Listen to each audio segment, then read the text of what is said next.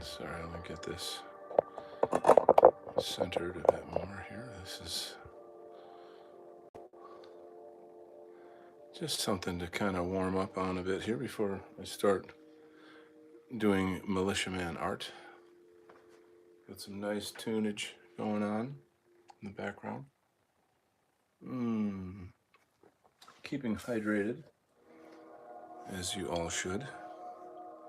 And I'm getting to the end of the inked pages, so I'm going to have to get back to penciling pages. So this here is the, this is tricky to really show you this, but essentially these are the, maybe I'll turn it over. Hey Jay, what's up? This is what the roughs look like for the story. I'll back up a little bit and show you some pages that maybe are recognizable. You know, like you've seen this. In fact, I can probably pull that page out somewhere and show you. But essentially, this is it. This is, this is where I write. Part of how I write this story, I do a written outline of the concepts and the narrative devices, and then I write in the dialogue and, well, yeah, blah, blah, blah. And anyway, I go to the drawing where I'm telling this story visually, and then allow the dialogue to kind of flow with that a bit more naturally. And you can see this, what the pages look like with word balloons. It's much more full. And in fact, there's even a bit of a problem in terms of like, well, how am I going to fit all that text in there? You guys might have remembered that splash page with the two sides and the characters kind of going at it and stuff. So I'll be getting to, I have to kind of get back to a phase where I'm drawing these, doing like the final drawings of that before I get back to inking. So that's on the docket. As you can tell, there's a lot of work to be done. Oh, how charming. I get to see some of the art on my wall here that just is there for inspiration. So sorry about that. It's terribly sorry. Most inconvenient, yes, no. All right, let's regain our composure. Oh no, good lord, what's happening here? The camera's going bonkers. Yes, all these wires in my studio. Jay says, can you talk more about that? You write the script first and then draw the storyboard scenes, or is it all happens? I will talk about that. Let me just kind of grab some pages here so I get my shit in order. I don't know why I do this. I start the stream and then I'm like, okay, get organized. That's not the right way to do it. It's not the most professional behavior. I guess I'm just like so anxious to get in there and get cooking with the artwork. There's some new pages that we're working on. So okay, let's talk it out. So Jay, are you a writer? Are you with Bizarchives? Because I've got a lot of Bizarchives guys that are fans of the show and part of my community. So just a quick question on that. But so you first have to start off with a statement, something that you have like a burning passion for, that you really have to communicate. And if it's in a kind of an artistic or narrative in some, if it's rather a comic book, graphic novel, a film, a regular novel, fiction, something, you have to tell your statement in a way that seduces the audience to believe it, to not just believe it, but to actually experience it. And so it's through, like when you watch a movie, you care about the main characters. You identify with them. You feel their feelings through them, and vicariously, and you identify with them and you hate the bad guy. You like viscerally hate the bad guy, and you are kind of romantically in love with the female love lead or whoever, all that kind of shit. It's just the way that art works. It's magical. So you tap into all of these sort of emotional aspects of a story through the storytelling. However, underneath it all, there is a kind of a purpose, a meaning. So you want the reader to walk away transformed, like changed in some way. And so with comic book illustrating writing, I'm my own animal. I use kind of the Marvel method, which is to have the basic plot idea and then to do the art and then to finish the writing after the art's sort of done. That's not 100% true. I write and draw simultaneously, but I have to get the story layout sort of laid out mathematically, whereby if I'm like, okay, this book is 24 pages, how can I say X in 24 pages? So that's a kind of the geometry of writing. It's more like writing for TV, if writing for television. Where it's like, okay, this episode, Mary Jane discovers that she's adopted, and she goes on the journey to find out who her true parents are. And episode 2, Mary Jane stumbles upon a mysterious man in a situation, and little does she know that is her brother. And then episode 3, you see where I'm going. And like in the end, what does Mary Jane discover about herself? And you go through all her trials and tribulations with her, and so that by the end of it, you feel changed. You feel like I found something in myself. This is kind of how literature works. But so yeah, in comics, you have you have a basic starting point like that. You kind of bang out ABC, and it's like so, and then it's weird because I'll write the beginning and I'll write the end, and then I kind of carve out the middle, where I'm like, well, how can I? And this is a good hook to start the story, and this is how I want it to, or I need it to end this way, so that I can segue to the next chapter, whatever that has to be. It's very complicated, guys. It's like freaking cray complicated. So, welcome to my world. And there you go. And now you know. Oh, that's it. So, I mean, I look at, say, like for me, I look at this artist by the name of Mike Grell. Like, to me, that's exactly how I ink and draw. Pretty much, kind of. I mean, these classic styles that, I don't know, I just like, I love the retro style. I love the classics. That's, again, not to say that I don't like other stuff, but to me it's just sort of like what comics should be in a way. And like, Mike Grell is a very, very good artist, but this is early Mike Grell, and it's not, to be honest, it's not that great. Like, it's I mean, this is fun. I mean, I like this. It's fun, but like, I could show you better work of his later in his life. So anyway, this is just kind of a neat, fun little, flavorful, colorful intro to the show to give the viewers a little eye candy. Jay says, nah, I draw and paint. I post in monthly What Art Challenge on Telegram. Oh, okay, that helps me to know, like, sort of what neighborhood you're from, in this world. I've never tried to tell a story.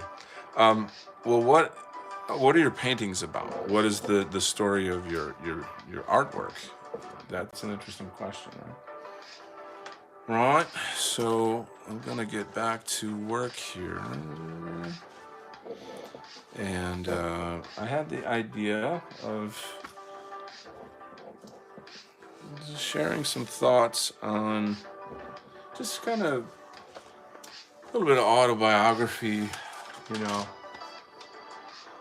Oh, talk about my early childhood memories. What time is it even? So it's like going on 8. I worked a bit late today, ran a lot of running around, some bit on the burned out side as usual. But that's okay. That is okay. Everything is gonna be okay. You guys might know that song.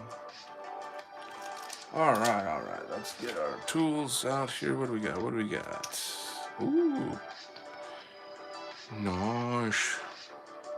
This one's too thin. Oh my God, where's the cap? Oh Jesus. That is another one of those things. Losing caps, not good. That means you just lost a pen because it's going to dry out. So, I'll see what Jay has to say here before I move on. No. Okay, well, if you'd like to share your information about your paintings, that would be lovely. So, this sounds kind of crazy, but I think I can say that I recall the moment that I became like self-aware, not like sentient, but that I woke up in a sense to the fact that I exist in a way. And I was a baby, and I was screaming and crying like babies do. And, excuse me. I recall the experience being, like, imagine if an adult screamed and cried the way that a baby does. Like, you would have to be in unimaginable pain or something to be, making that kind of scream and noise at where you're totally off the charts, like losing it. You know what I'm saying? But it's normal for babies, but like if you were to try to equate it to an experience that you could have now, what would make you scream and cry that way? It's pretty intense, right? So anyway, I guess I just heard my own voice, and I kind of paused for a second, like that. Holy shit, that's me. That's I'm the one. Like I had a sense of self at that moment, and that's the moment that I like was no longer just kind of like a series of like biological processes, but an actual person, and that's the beginning, of my kind of being cognizant, I guess, is that the word?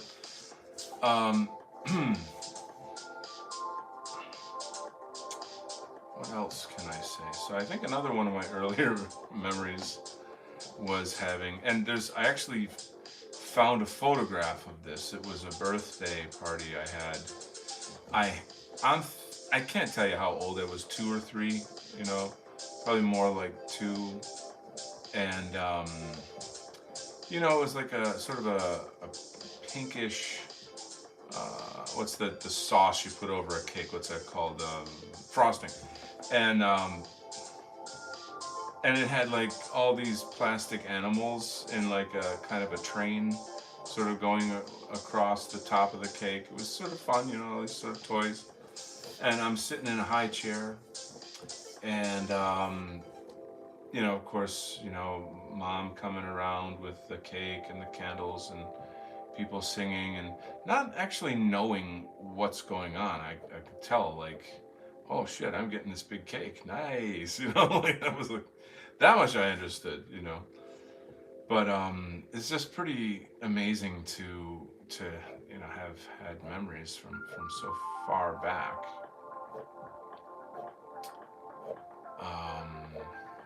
But it was even more amazing, or amazinger, as I was about to say, to find a photograph of it later and be like, oh my God, this wasn't a dream. Like, this actually happened. It was pretty incredible. Um, so, um, and there's, talking about yourself, you don't want to kind of sort of dox yourself too much. Or it's not that I'm doxing myself, but it's more like, well, there's a lot of kind of private family information you sort of don't want to go too nuts on. But especially in your early youth, your family members are everything. They're your whole world. So I guess I would have to be selective what I say. But I was very, very fortunate to grow up across the street from a nice park, like the kind of park. I don't mean like just a bunch of woods, but more like a park where they had park attendants from the town that would work there in the summer, and the place was just crawling with kids, and like, oh, just softball and capture the flag and arts and crafts and just tons and tons of really, really fun, neat summertime activities for kids. So I was so fortunate to grow up like that. That was, I'll tell you, I hit the jackpot. Like I really, and my house was right across the street from the park. So it was funny because, like, we'd be playing who knows whatever sort of game, team sports or something. And then everyone would say, like, let's go to Don's house. He's got the best water, and we would drink out of the hose spigot. Not so sure it's that clean these days anymore, but I was famous for that. Yeah, whatever. That was as a kid. Those little things are funny. And I'd say like I really was quite, well socialized. I think by being around tons of kids of all kinds of ages, growing up, in that situation. Um, I can tell you it was great fun, like tons of fun, tons and tons of fun. Um, so that's pretty cool. Because the other day I was talking about Halloween, and that's what sparked this idea of like, oh, maybe it would be fun to talk about childhood memories and stuff. I'll tell you for sure, I am 1,000% obsessed with returning to my childhood, and obviously doing comics is a kind of way of doing that. And I'll say that, like, I think the first critique of such kind of behavior is like, well, that's infantile and you shouldn't do that and grow up or something. Um, I'm not, number one, I've never lived my life according to what other people think. So that's not even that doesn't impact me in the slightest. To the extent of like, I can take advice, I'm not saying like I'm like totally cut off or something.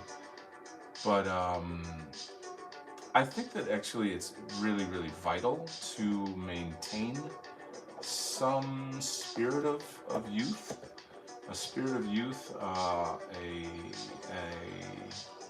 an innocence, a love of like, I guess it's just like the simplicity of the joy of childhood.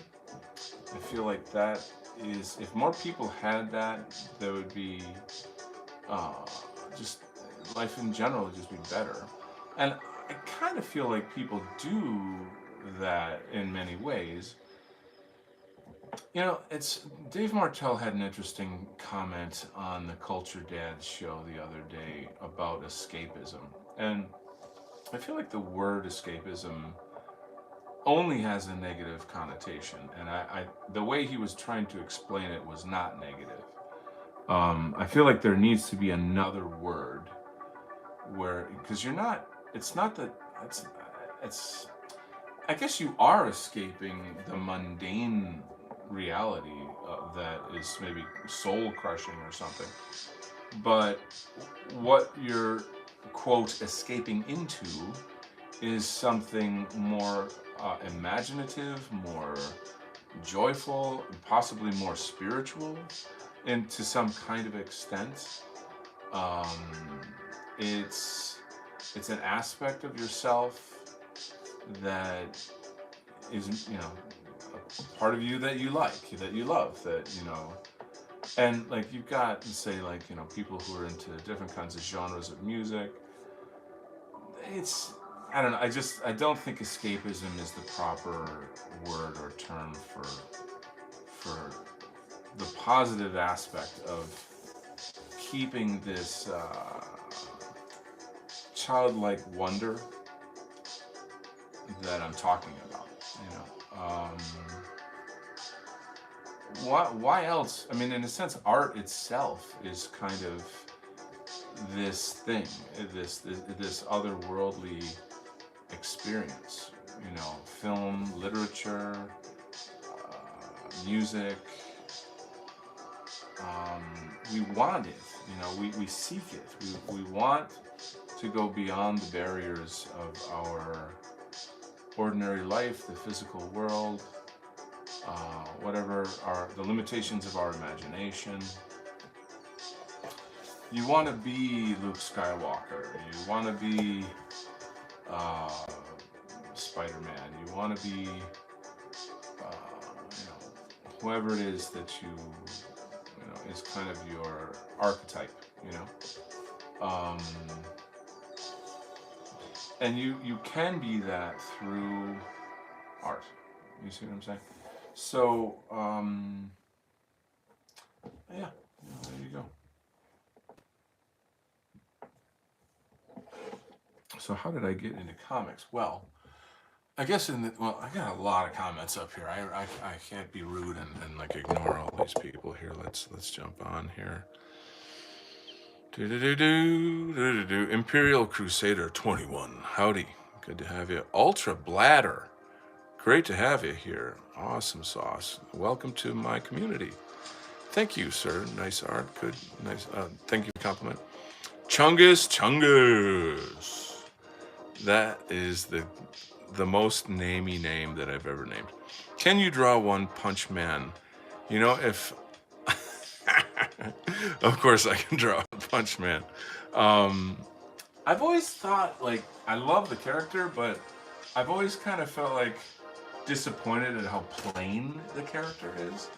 And I bet fans of the character are probably like, well, we like that or something, right? Like maybe there's something about that bizarre simplicity to him that is fun or something. But I guess, and I mean, just like the name of it's comical. One Punch Man. That's all I got. Hey, I'm not, nothing fancy, but my punch is stronger than 1,000 Superman punches. So who would win, Superman or One Punch Man?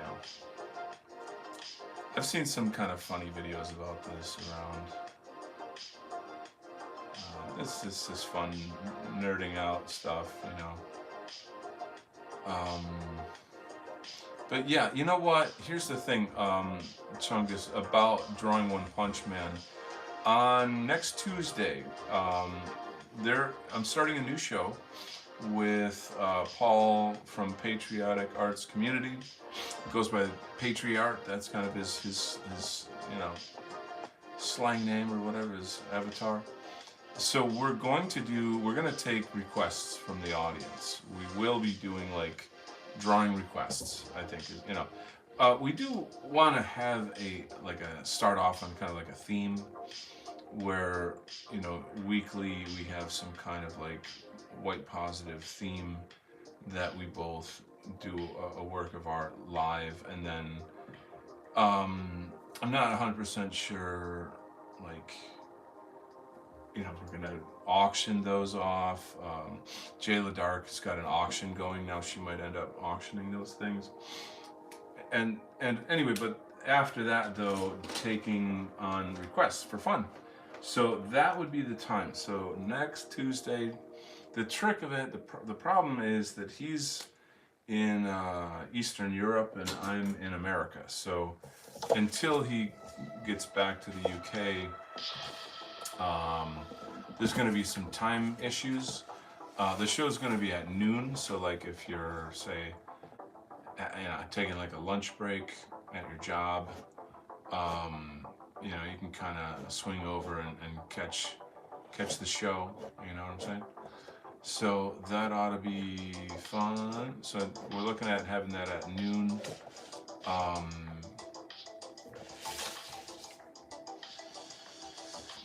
and maybe we'll keep it at noon in the future. I don't know, because like sometimes noonday shows are cool. People do have breaks from work, and there's just I don't know. It's just a nice way to break your day up, basically. You know what I'm saying? We'll find out. We'll see as it goes. But as far as like, let's say I do draw One Punch Man. Like, I'm thinking of doing something like, I forget what they're called, like super chats, something like that, where it's like, toss me a super chat and I'll draw your request. We'll figure that out. I should be monetizing this channel. I'm kind of an asshole for not doing that. Just it's the professional way to be. But I don't know. I'm just so constant. I'm like so into my work that I can't really. I'm just not juggling that at the moment. I'll get there. I feel like it's sort of the next big step, or the next sort of phase of Donald Kent, is to kind of become more professional, less casual. I don't know. I don't know. Does that make sense? Is that a bad thing to say?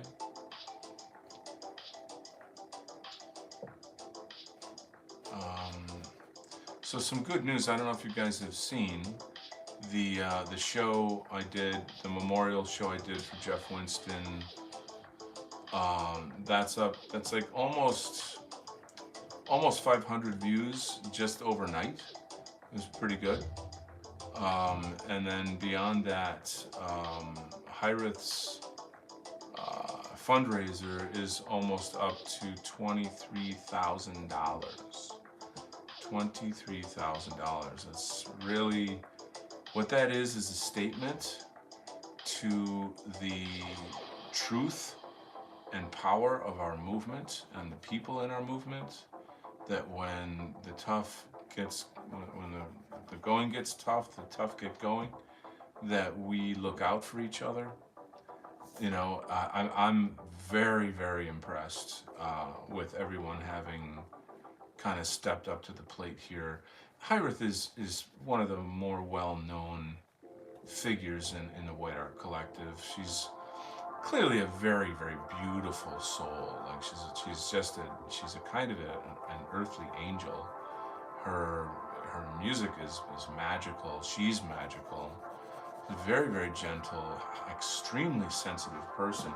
For something of this nature to happen to her is beyond its. I mean, if you have anything of a heart, your heart is just broken for her, just broken for her, and so we're all feeling it pretty badly, like we're really, really suffering with her. Because of course we lost Jeff too, but my God, that they had a baby together. So I don't want to go all down that road. We did that last night. It's pretty rough, but again, the point again is just that like you guys as a community you stepped up to the plate, and like it says so much. It gives me a lot of faith in this community. There's much more to come also. Jayla Dark and I specifically are stepping up, thinking through what can we do to carry on the White Art Collective and, keep the community going, and et cetera, et cetera. So jump up and see what kind of comments is going on here. Abinard, Elo is my Le Canadian. Okay. Welcome, Abinard. Nice art, thank you. Jay says the channel name is The Patriarch. Correct. It's not patty art, it's patriart. So patriotic arts community. And it's parallel with Mark Collette's Patriotic Alternative. Those two are friends, they're connected. Mia Hernandez, welcome. You make books, I do. Let me show you my book. Just a moment. Un momento. This here is my book. It's called In an Imperium Art. It's very nice. You should pick it up. It's make you very happy. My channel, Patty Art, is Irish. That's good. Patty Art, that's lovely there. I love that name. It will probably bring you the look of the Irish there. That's very good there, Patty Art. Sure enough. Wow, that's awesome. I'll give you guys a tiny taste of this. The light might be too, well, that's okay. I'll just open it up. So in here I've got some poetry. I've got some of my fine art, of which, and I lived in Asia for 5 years, so I do some pieces that kind of combine Eastern and Western art. There's these conceptual pieces, they're very dreamlike. Then I do illustration work. I've worked for the weight positive community for a long time, so a lot of these works are things that I've done there. But then there's also these kinds of concept art designs that I did on my own. This one actually was for Dave Martell for one of his things. I'm losing my page over here. Hold on. These some illustrations for this book that I put out. I did the graphics for the after party show. This is a really famous show in the weight positive community. Some funny caricatures. I've been published in the Weight People's Quarterly. So there's a lot of that good stuff. And then I got some comics in here. This is not the whole comic. Obviously, there's no text in here. But I did a comic with John De La Rose from the Comicsgate community. And this is just a look at some of that. There's some other comics in here that you can see. This sort of surreal comic that I did that's it's actually literally a dream that I had. It's quite powerful. But anyway, yeah, so the link to how much, I believe it's $20 for the book. You can see the link to my channel, kent-art.weebly.com. It's on YouTube everywhere. Like if you just look anywhere, in the show notes of this show, I'll put it later as well. And as soon as you click to my website, straight away right at the top, you can click to Amazon and get a copy of that. And I actually just got a check. Every month I'll get like a check for, sales of the books. So I'm gonna go out and splurge and buy myself some comic books. What do you know? So it's, again, it's just like, well, that, and I'm gonna have like a really, really good sushi dinner. I'm gonna treat myself to a really good sushi dinner. So I'm a big sushi guy. I don't know about you guys, but that's my jam. I'm talking about. So just kind of finishing up the first issue, and then what I'm gonna do is get it lettered and then put it out for free on my, it won't be colored, but I'm gonna put the PDF of this out for free on my website, and then use that to hook people into the story.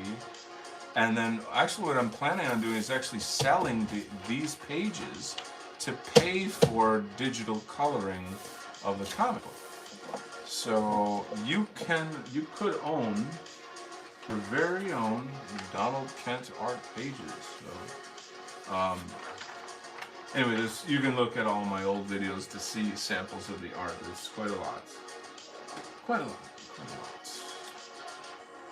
lot. Is the music too loud? I feel like I'm yelling. I say that all the time. This is too dry. These dry ones are good for some things, but That's not what I need right now. Anyway, where are you guys from? We got my one buddy from Ireland. I desperately want to go to Ireland. I am part Irish, so like for me it's a kind of homecoming. And I really want to experience my Irish roots. And I'm really close friends with Jack White. Jack White is one of the musicians, the top musicians in the White Art Collective. If you don't know him, it's Hwite is how he spells it. And he just plays the banjo and sings, but his songs will punch you in the gut and then kick you when you're down. You know, like that. His songs are freaking based, like hardcore based. I actually thought he was American when I first heard his music because of that banjo. And not only that, just the rebel spirit. This guy has got a true rebel spirit, you know. And I think the Irish sort of do. There's something about the Irish that is, I don't know, like it translates to the American rebel spirit very, very clearly. But anyway, I'm really, really glad to get some new folks on the channel. Every week, I'm getting more and more subscribers. I am going to turn this down. I don't know, it just seems so loudish.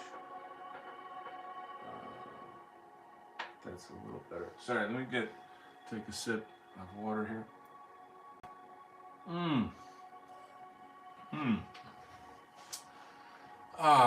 So good.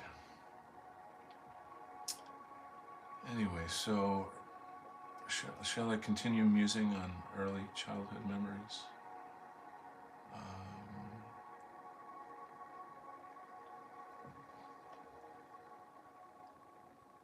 Well, again, a lot of that stuff's kind of on the personal side because it's got a lot of family info there, but I think I don't know, I was always artistic.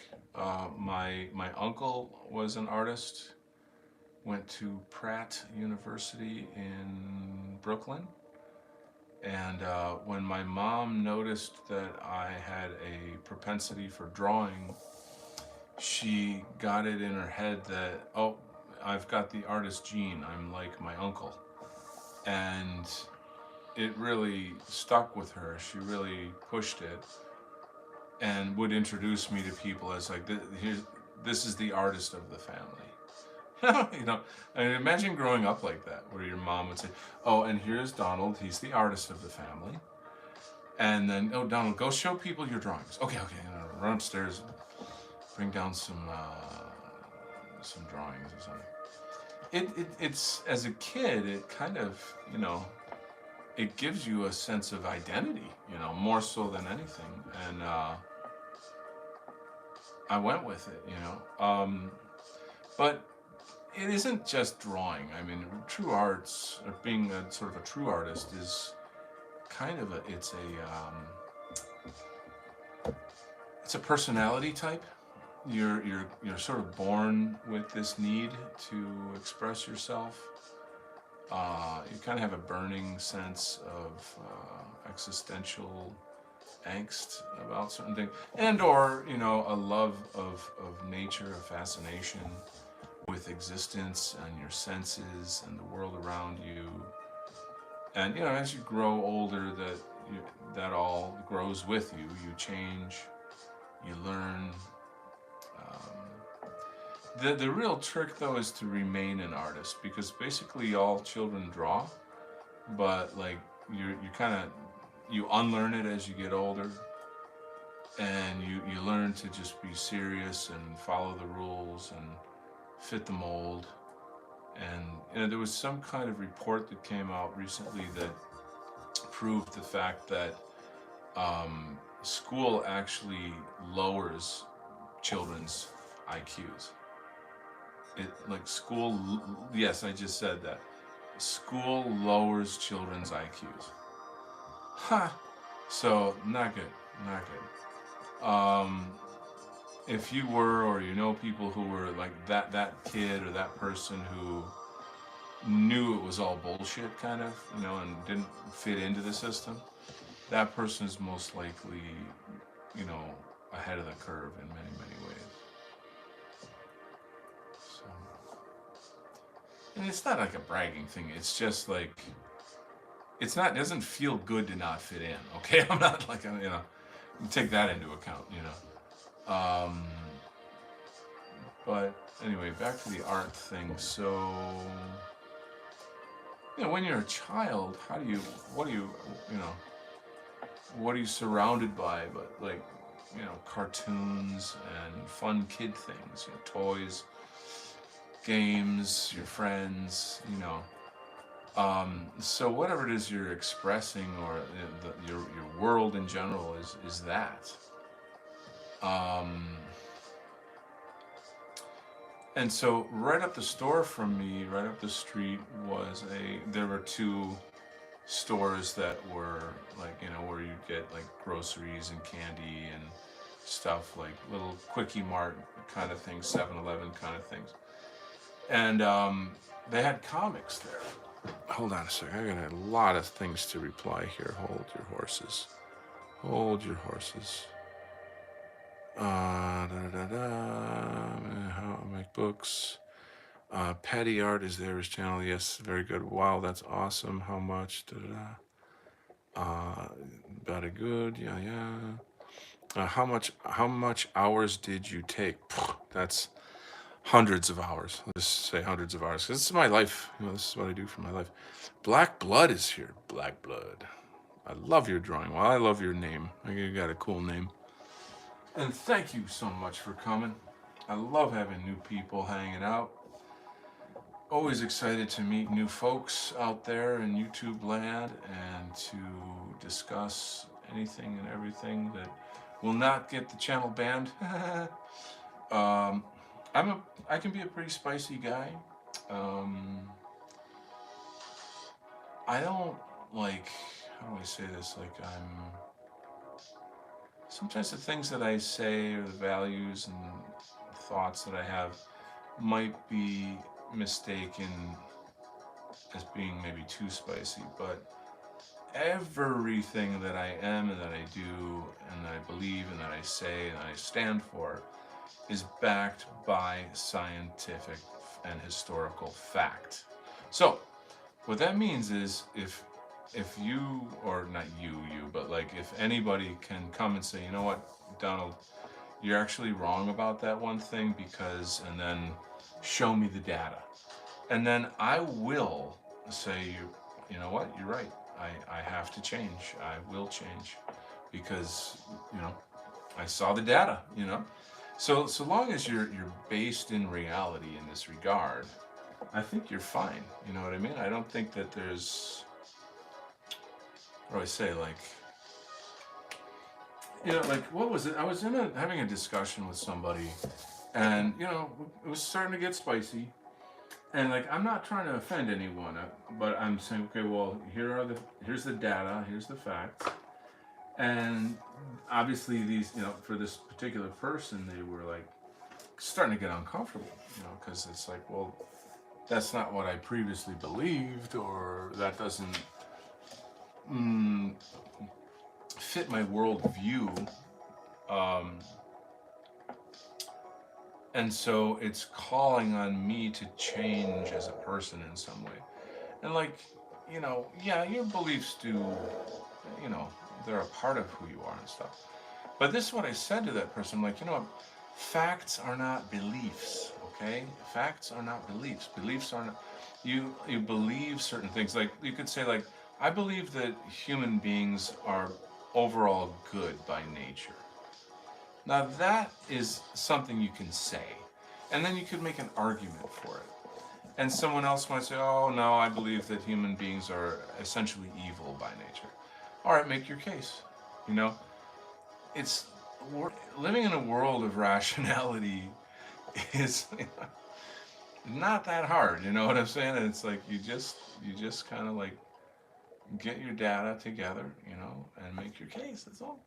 So but unfortunately, people take it personally. And I get that. I mean, I know that in a sense, like people, well, we're just highly propagandized for starters.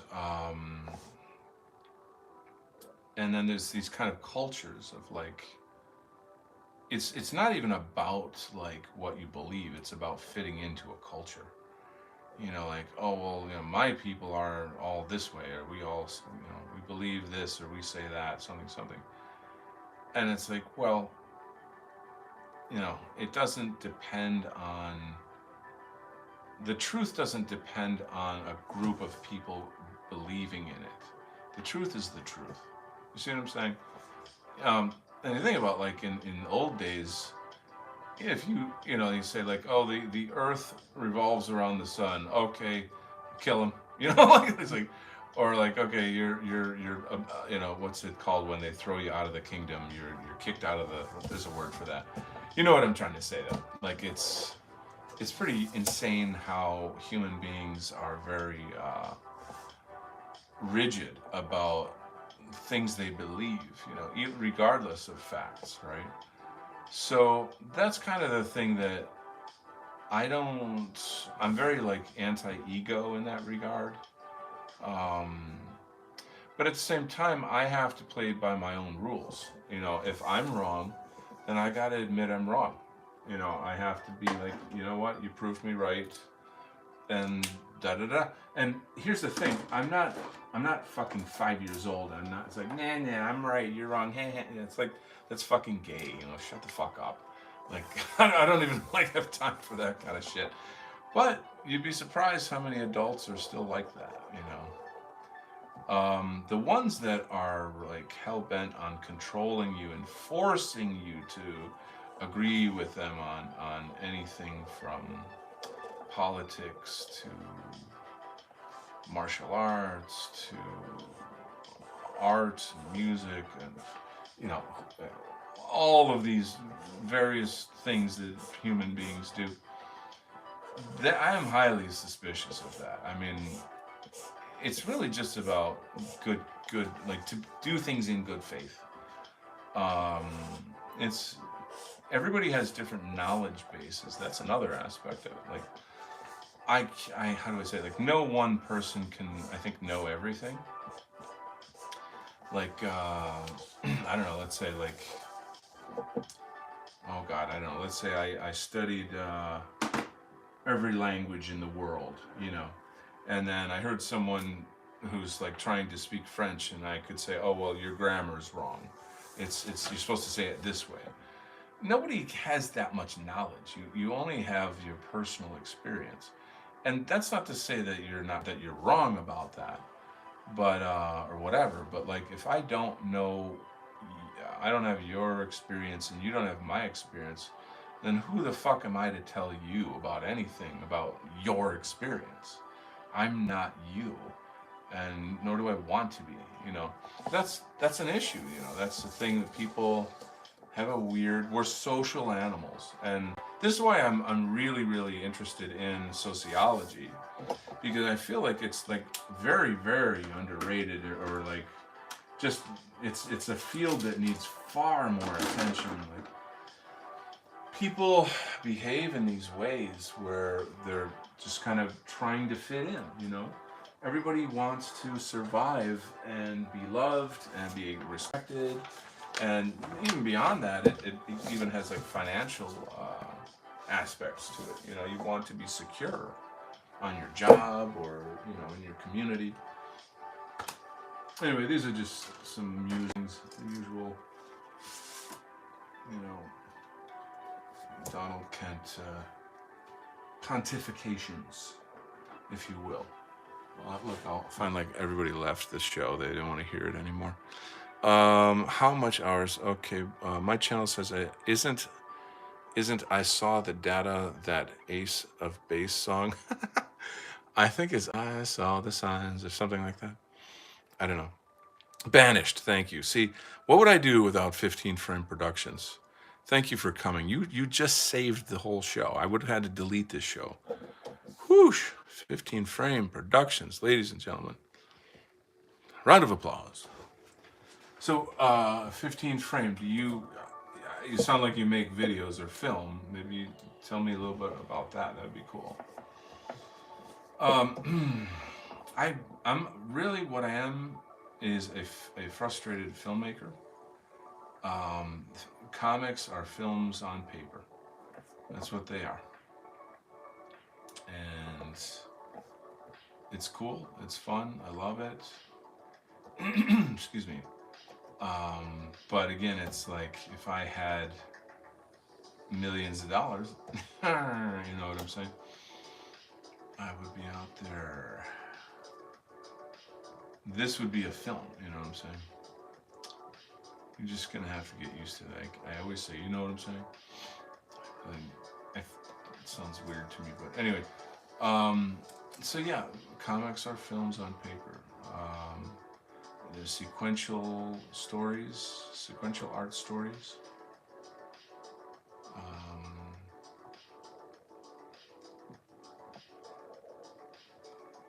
I would dare to say that comics artists or comics art is perhaps one of the hardest art forms because you're the director, the actor, the cinematographer, the lighting specialist, the costume designer, the choreographer, you know, the set design the script writer, da da da da da da da da. You do all of these things, and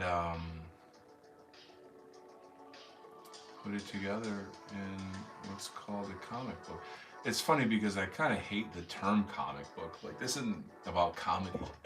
You know, this is not comedy here, folks. You know, there's gonna be some jokes and some banter in the story. You know what I mean? But it's just like the history of comics.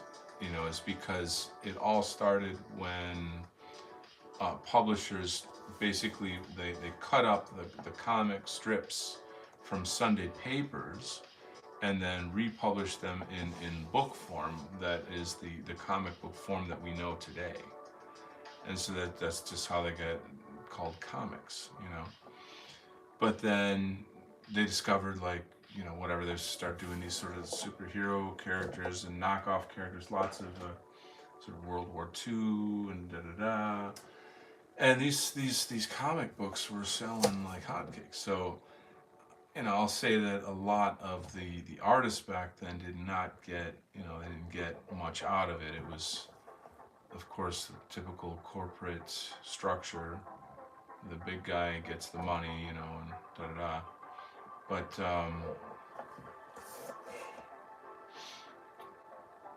anyway, you know, this is another thing too that's an American art form. So, like, the musical is an American art form, jazz is an American art form, comics is an American art form. So, it's a little something to be proud of, I would say. Yeah, there you go.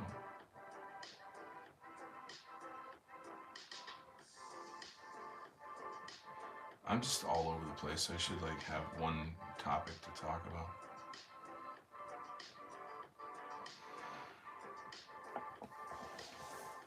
Anyway.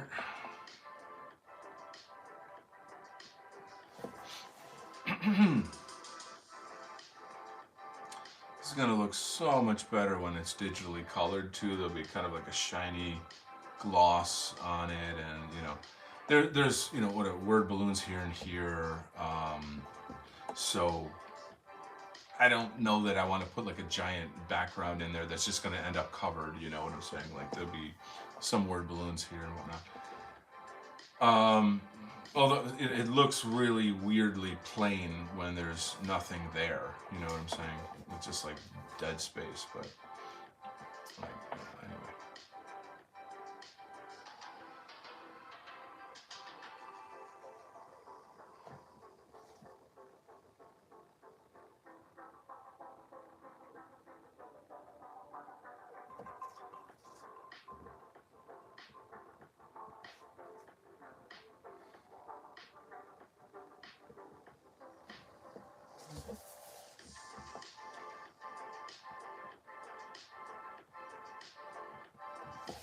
I really love this character.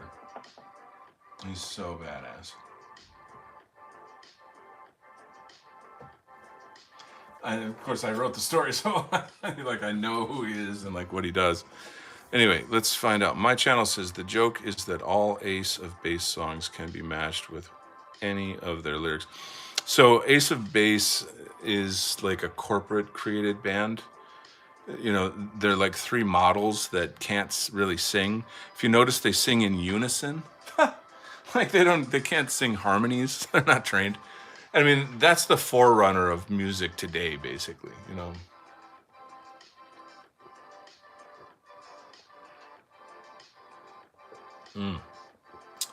It's a bit dehydrated. Really gotta get the water going. There's got to be more than two watching. Yeah, I know. Isn't that weird? It's funny because I look back. You know, like when I finish the show, I'll see, you know, how many viewed or how many whatever views, and though people might only come for 10, 15 minutes or something, they still clicked on the show to watch it, and I'll have like 180 views or something, and I'm like, wow, that's a lot of people. So I wish that they would comment though. That's my whole thing. It's like it's cool, you know. You can sort of hover or whatever, you know, lurk in the shadows. But I really would love to meet you. I'd love to talk to you, get to know your thoughts. Um, you know, this is kind of what's cool about what I do is this kind of like audience interaction stuff. So, I'm gonna kind of move this aside and pull out some pages. Like I said, I'm into issue 2 now. Here's a look. I just kind of make sure that I'm caught up on certain things.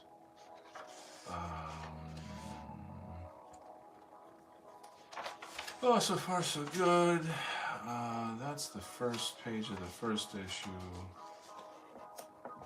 Oh, I know what I gotta do. I'm gonna need this.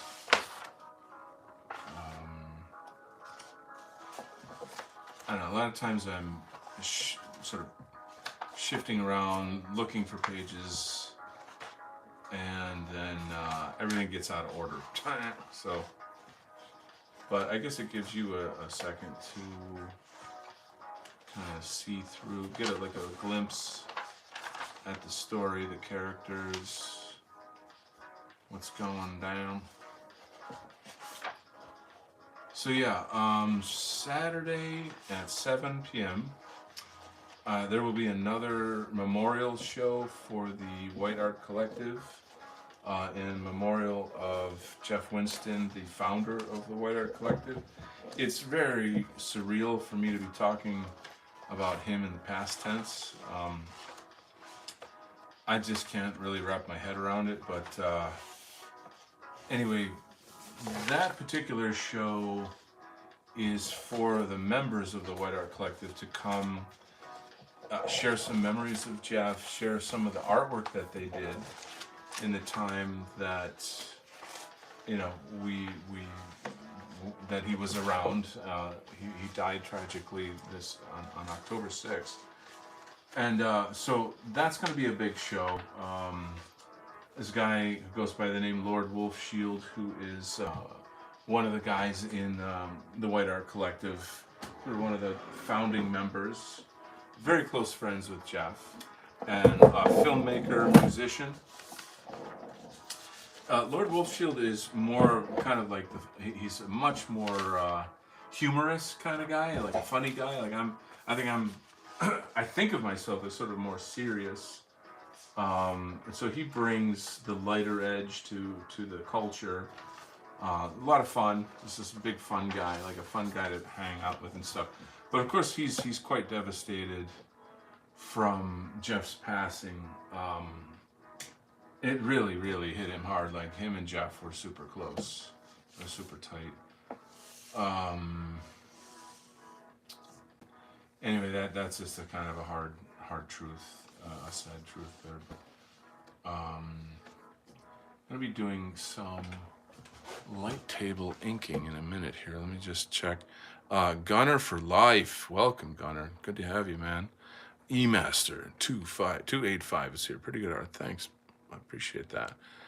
I'm just checking the chat here. The joke. Da da da. There's got to be more than da da da. What's this? Announce yourselves. Welcome. He was younger than me. Yeah, Jeff. Yeah, it's just a tragic situation with Jeff passing. But I'll say that the amazing thing, the kind of the testament of it all is that.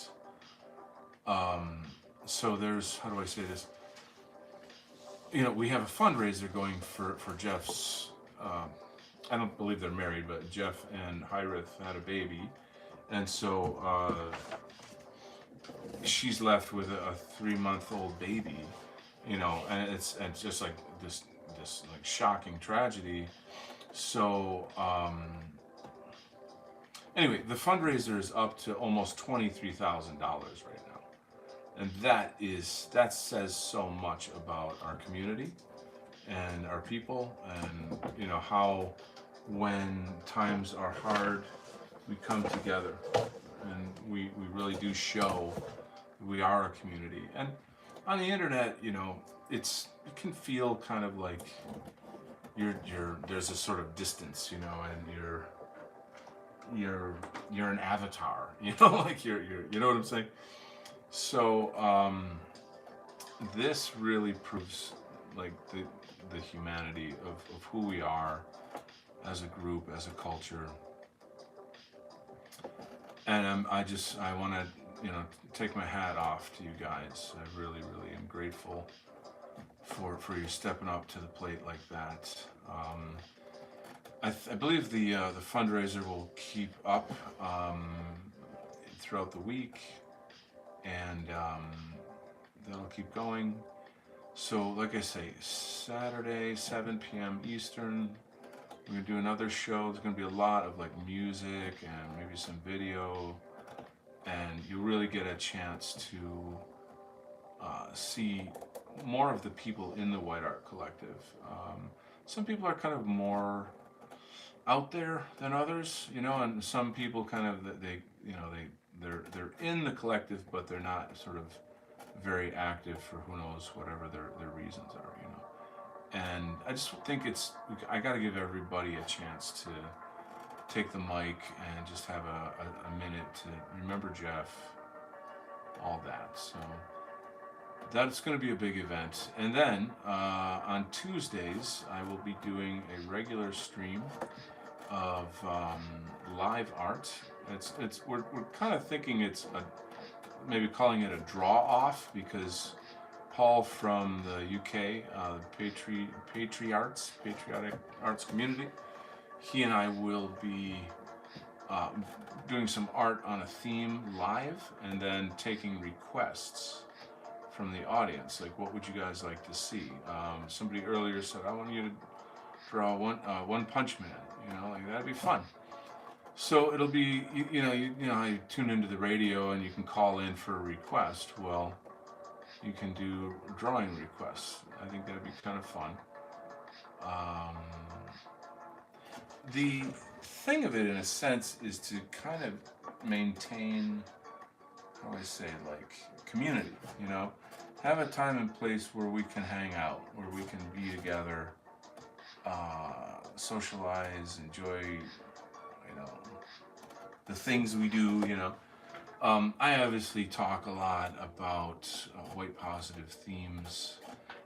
I can jam on like politics and things of that nature. I'm definitely having guests on. I'm going to have a lot of guests on over the period of the time that we do the show.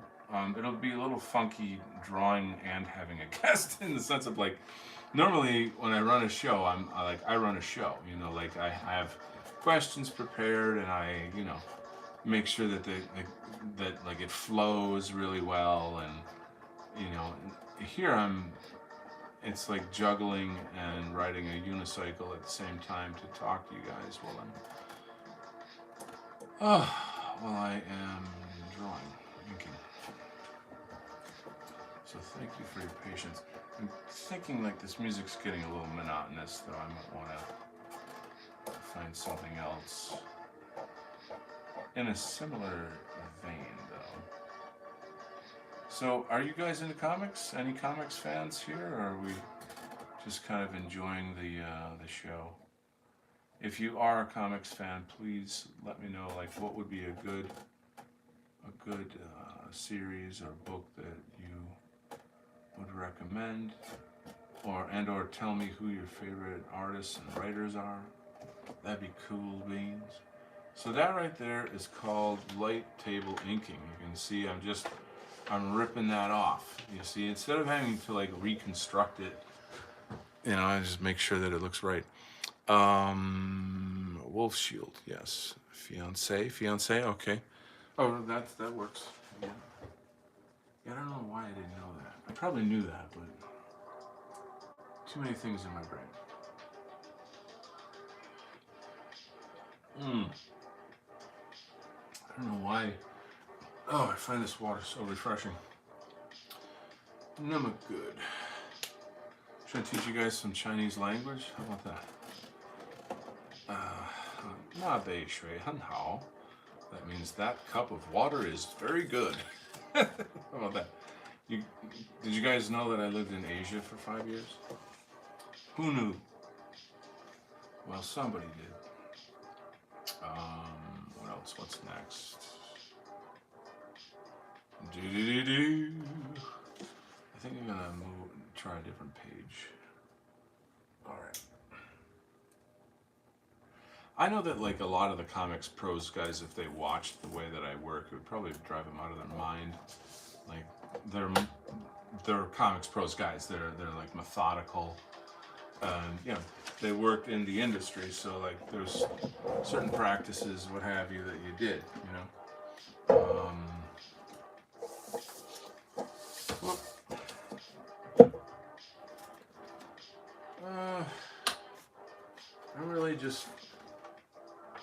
I'm not self-taught per se, meaning I have a fine arts degree, so I know how to draw. You've seen my book of some fine art samples, etc. But drawing comics, inking comics,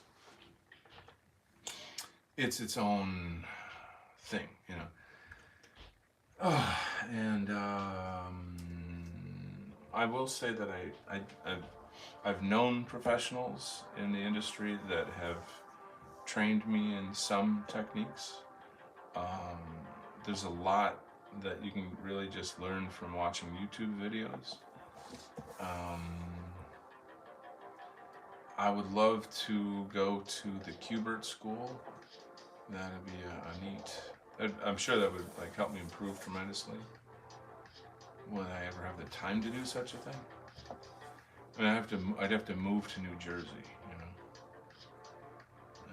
like live there, at the school, that is,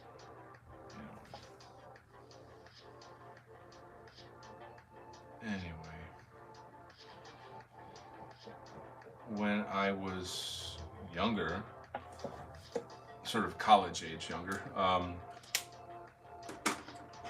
it's like, God, if you just had a time machine, like if I could go back and say, listen, man, forget about all this other bullshit. Go to the Kubert School, use your drawing skill, and then like if you go to the Kubert School, you pretty much almost automatically have a shoe in at Marvel in DC.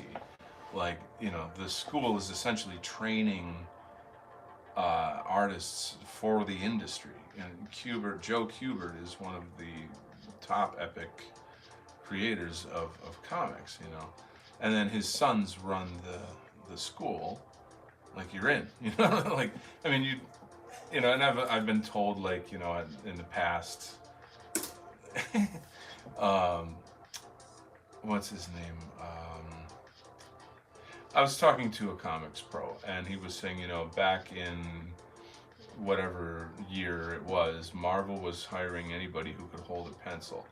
And I thought that was a little over the top. Like, a little on the, slightly cruel to say.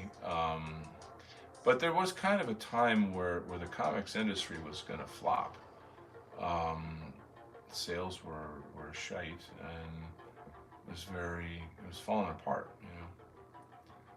But then we talked about this in one of my other shows. Like the guys from Image Comics kind of came along, like this sort of a younger generation of guys that were really, all of their art was like super over the top, like hyper crazy, super masculine, and there was something about it that resonated with people. It was fun, it was loud, it was like heavy metal in a way, and boom, like it all kind of came back.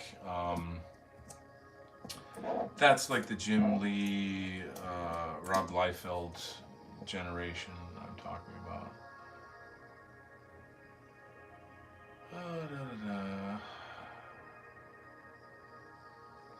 I'm sorry, I don't feel like I'm at the top of my game tonight as far as like talking about interesting things. I'm a little bit on the burned out side. The show yesterday really knocked me out. I was super burned out after that because that's highly emotional stuff. That's not, you know you get what I'm saying. So yeah.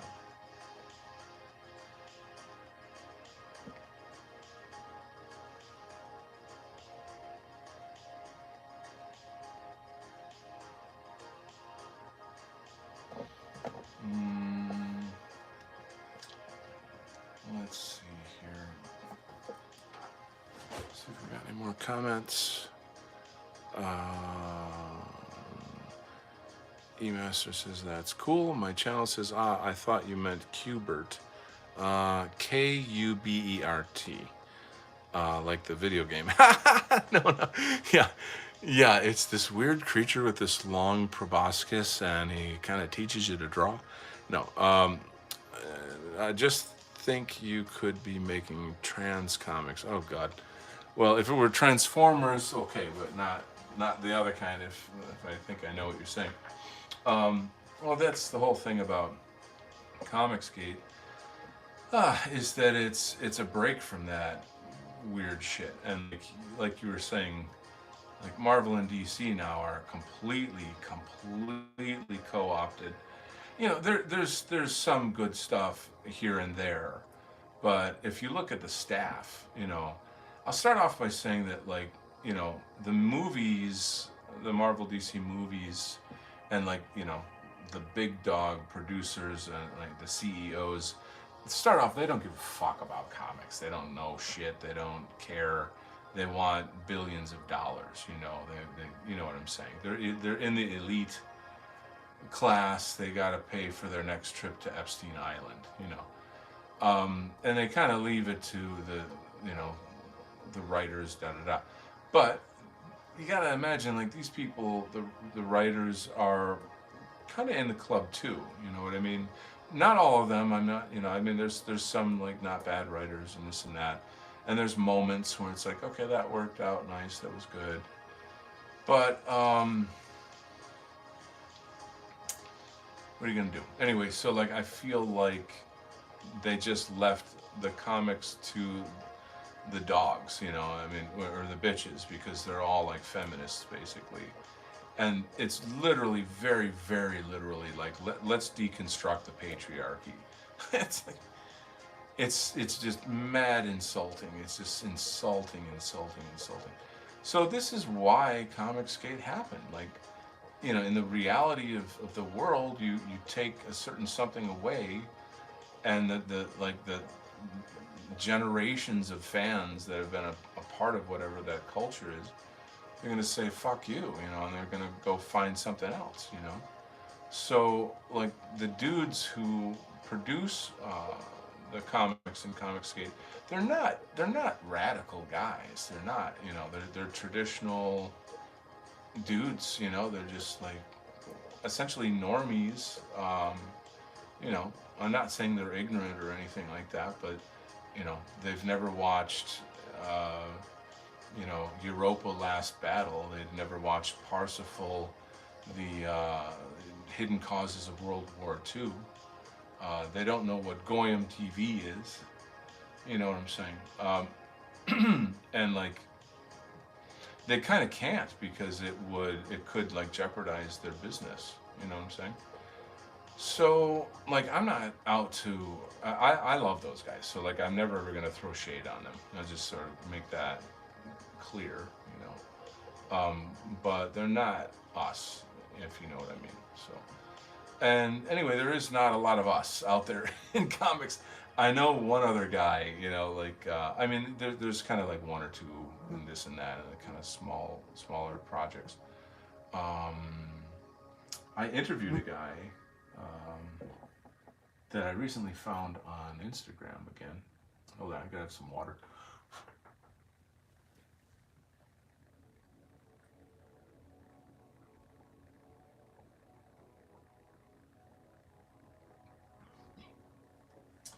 Why am I so thirsty? It's kind of weird. Starting to freak me out, man. Oh my god. I'm turning into a fish. Anyway, I don't know if I have anything interesting to say about that. So, any questions? What's your favorite color?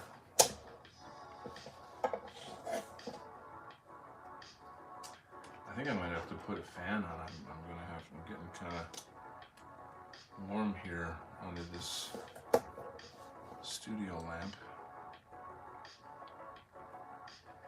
I'll do that in a second. What I would love to know is how did you guys find my channel? I've been putting a lot of shorts out recently that are actually pretty damn cool. There's like, not because I'm cool or whatever, but because the software that they give you is really fun. It you know, you put filters and music on, and it just makes the art stand out. It's really cool stuff. Anyway, I'm wondering, like, am I getting any mileage out of that? You know, is it just fun, or is it like appearing in people's feeds where they see something cool and they're like, oh, what's this? And I click on it, and next thing you know, they're in the club here. You know, that'd be good to know. Let's see if any answers for that. I just think you could be making. Oh well, not so much apparently. All right.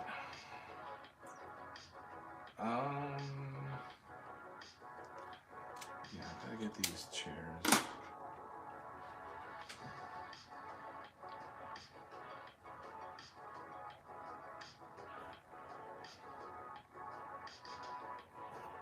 Okay.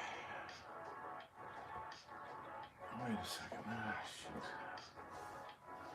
That's fine. Okay. Sometimes talking to yourself helps you work things out.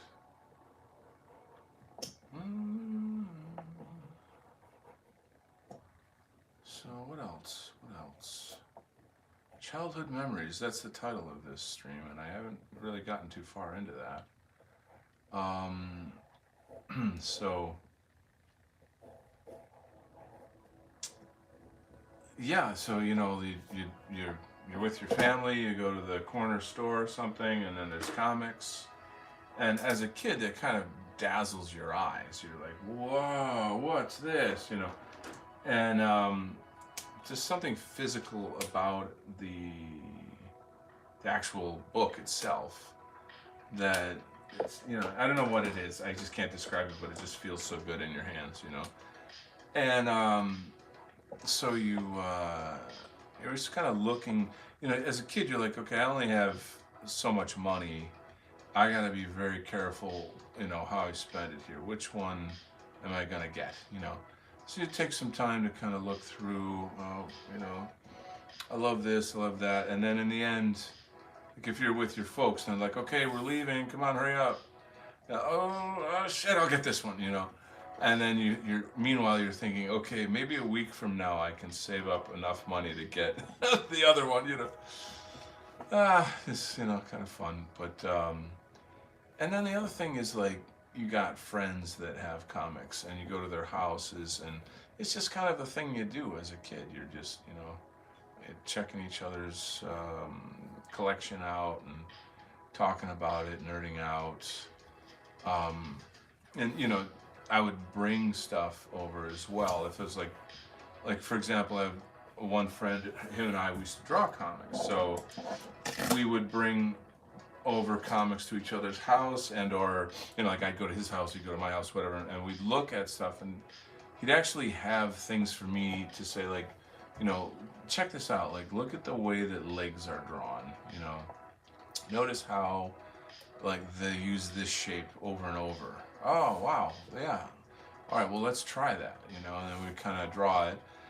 And you're a kid, so you're just sort of clunky, and you're just trying to fake it till you make it, sort of thing. You're trying to make it like look like it looks in the comics, and it's like a sort of a shorthand, and you're able to pull it off a bit, and then you just keep doing it and doing it and doing it, and then after a while, it starts to kind of take shape, I guess.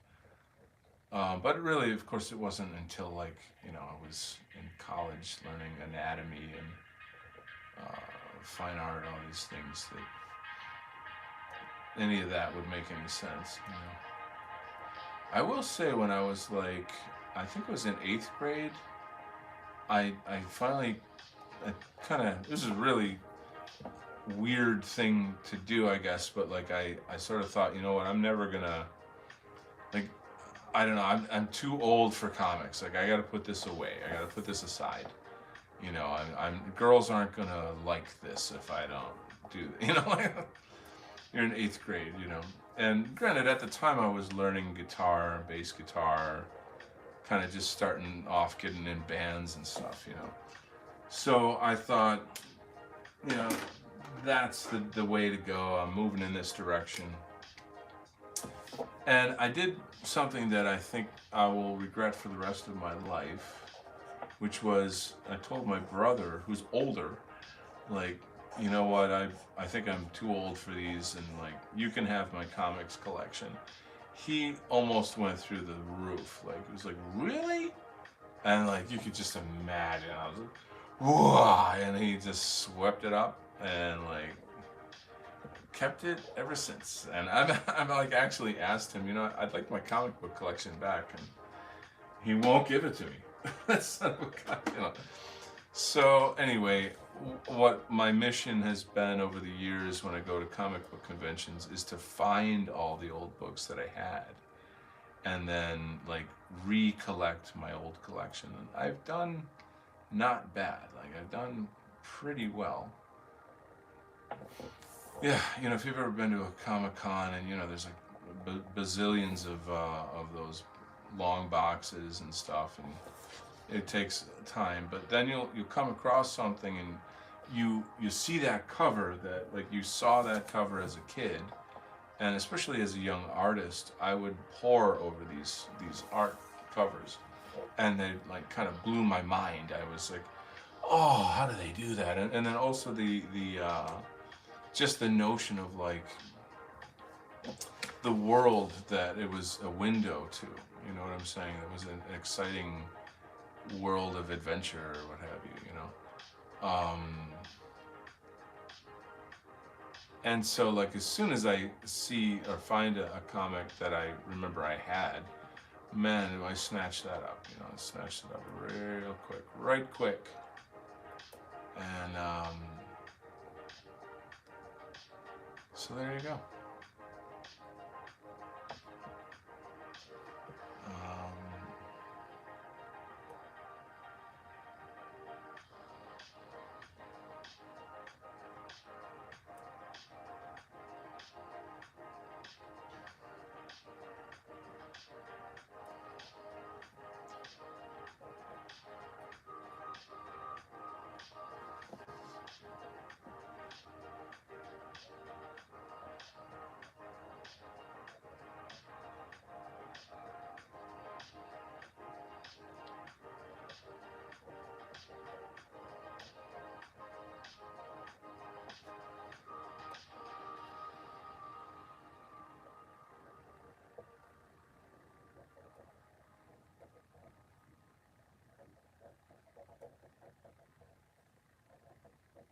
like I say, I feel that that superheroes are American mythology. And don't get me wrong, like comics are not just superheroes, right? I mean, there's many genres of different, detective and space, science fiction, and slice of life, comedy, horror. There's all kinds of stuff out there. Comics is the only medium that people make the assumption that the medium and the genre are the same. When you say, oh yeah, I got this really great graphic novel, and oh, I didn't know you were into superheroes. Well, no, it's actually about detectives from the 1930s or something like Road to Perdition, the movie, is based on a graphic novel called Road to Perdition, and you can look it up. I would say go check it out. It's phenomenal. The illustration's insane. It's like gorgeous illustration. There's many movies that are based on graphic novels that a lot of people don't know about.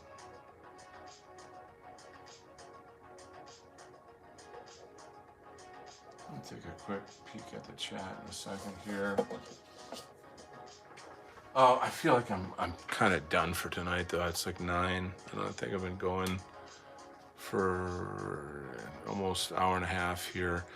My channel, I thought, yeah, I think I'm gonna wrap it up, guys. I'm sorry if I'm a little low energy tonight, but I think it was an okay stream, and I love having new friends and new people hanging, new subscribers, lots more action to come. So my friends, you stay real. God bless. Look for the shows coming up Saturday and following Tuesday. Okay? We'll see you on the internets.